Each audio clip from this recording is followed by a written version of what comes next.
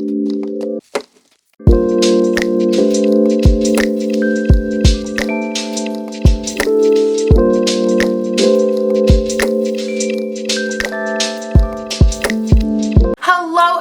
welcome back to my channel. If you are new here, I'm Riza. Today we're going to be doing the secrets and history of Indiana Jones at Disneyland, California.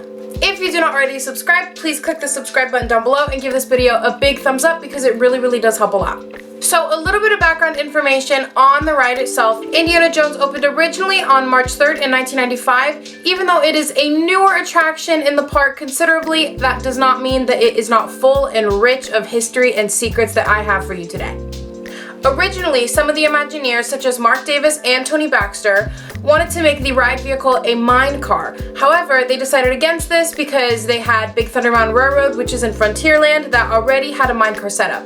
However, in the exit queue, there is a mine car that was used in the Temple of Doom that is supposed to represent the idea that the original Imagineers had for this ride. Inspiration for the sandstone buildings that are all around you came from Hindu buildings that are in both Cambodia and in India. Now, since the queue is extremely long, it is over half a mile long, Disney needed to find a way to make it interactive enough to where the long lines could keep guests interacted in the park. So what they did was they put over 1,300 props in the queue.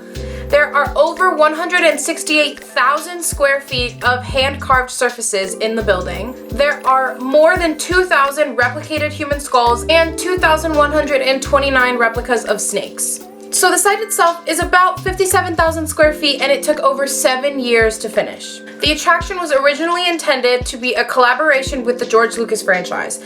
Now, you can tell this because in one of the rooms there is an homage to George Lucas's Star Wars franchise, of course. On one of the crates in the queue, there is a crate that says "Deliver to Obi-Wan."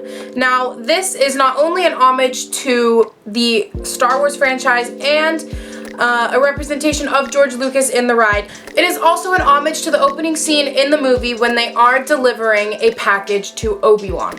Now, when the attraction first opened, it was considered the largest attraction out of every attraction in Disneyland, and it increased the size of Adventureland by 33%, you guys. Originally, the ride had a 3-track, 3-door opening scene. There, of course, was only 1 track in the ride, but the way that they did this illusion was they made the walls actually move and shift to make it seem like you were going through different doors into different pathways. However, if you go now, you will see that you only go through the middle door, and that is because there ended up being structural damage when the walls were moving as much as they were. Now, in each room, there was a very specific theme and a very specific lighting that they used to portray the different areas of Mara's cave. So there were 3 main chambers. There was the Fountain of Youth, the Chamber of Earthly Riches, and the Observatory of the Future.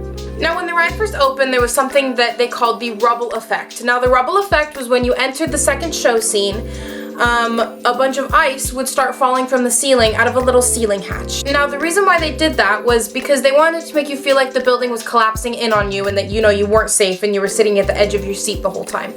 However, sadly, they had to stop doing that because since it was ice, it was melting and it was causing structural rust in the building. Okay, because Indiana Jones is so infamous for breaking down all the time, the cast members sometimes will go up to the Buddha that is in the ride, which they call the Breakdown Buddha, and they will leave offerings for the Breakdown Buddha in a sense of goodwill and good luck to make sure that the ride does not break down throughout the day.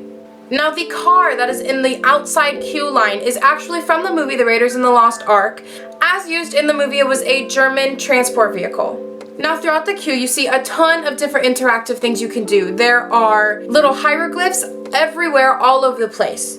And that is because when the ride first opened, because they anticipated and knew that the lines were going to be so long, that Disney printed little cards that had a cipher key out of every letter in correlation to the English letter in the alphabet, so you could read what was actually on the walls.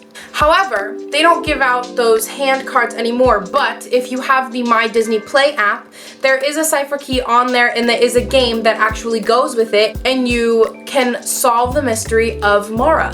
Now, another thing in the interactive queue line is, of course, the pole in the spike scene. Now, when you're walking through the queue and you pass through the caverns, you walk into a eerie-looking, dark, full of human skulls room with spikes everywhere. There is an interactive pole in that room. If you pull really, really hard, there will be spikes that actually come down from the ceiling and make a really, really loud crack. And a ton of people know this, but not as many as you think. So you can actually trick newcomers all the time. However, it does reset itself, and it takes about 45 seconds to a minute to reset itself, so not everyone is going to get to enjoy it every time they go on. If someone right in front of you, does it right before you do, then you might not get the chance to do it. However, in the next display room, there is an interactive queue that you can do if you did not get to do the last one. Now, in the next room, what you can do is if you see a rope that says do not pull, always pull it, because there will be a sound, a crack, a cackle, and maybe even some steam that comes up from the boxes. Now, if you notice in the queue line, every single painting and hieroglyph of Mara, his eyes are closed, and that is purposefully because it gives you a sense of anticipation. It makes you want to see Mara with his eyes open so that when you get into the ride, it just enhances your experience more. I don't know, you guys can't see, but I'm doing this a lot with my hands under here because I'm just like really, really passionate about this, and I don't know why, and it's kind of... And the last two things I have for you are probably the two most famous and infamous things in the ride. Now, the first one is everyone knows that Indiana Jones was built out of part of the Eeyore parking lot. Now, Indiana Jones, the ride itself, the ride building, is actually outside the grounds of the park, where the old Eeyore parking lot used to be. And there is an homage and a tribute to that inside of the film room. Now, inside of the room, if you go all the way up to the front and you look back, you probably won't be able to see it without a light on because I tried for years and I could not find it. But if you go all the way to the front and you look back behind the projector, there is actually an Eeyore parking lot placard that is still in the ride today to show tribute to what it was before.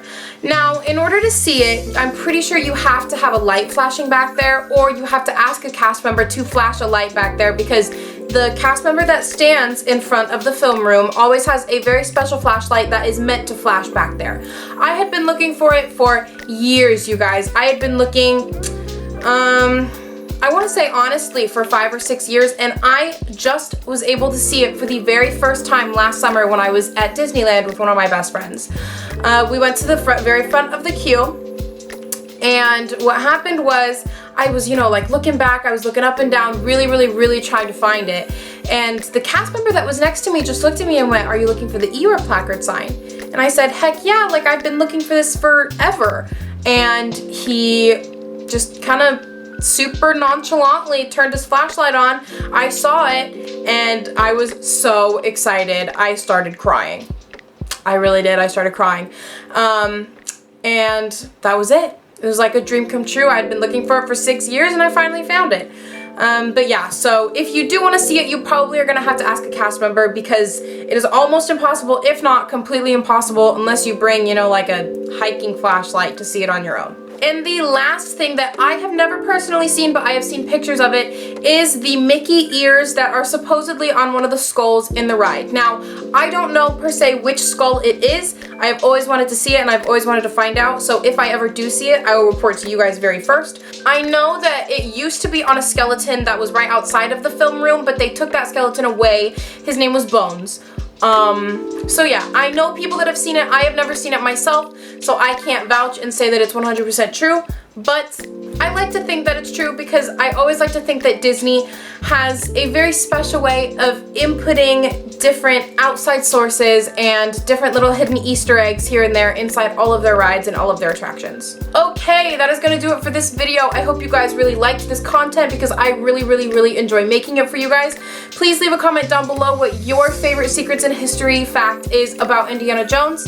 If you have not already, please click that like button down below, give it a big thumbs up, and subscribe. And don't forget to click that notification bell so every Tuesday and Friday you will be the first one to be notified when I do post a video. As of right now, I hope you guys have a fantastic day, and I will see you guys in the next video. Bye-bye.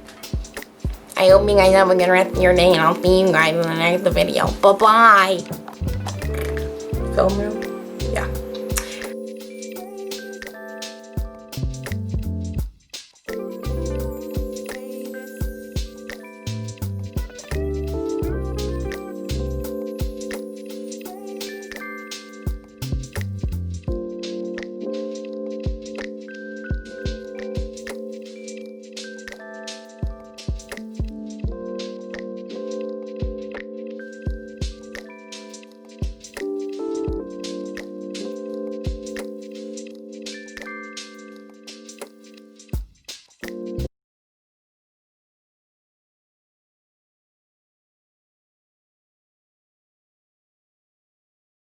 Bye.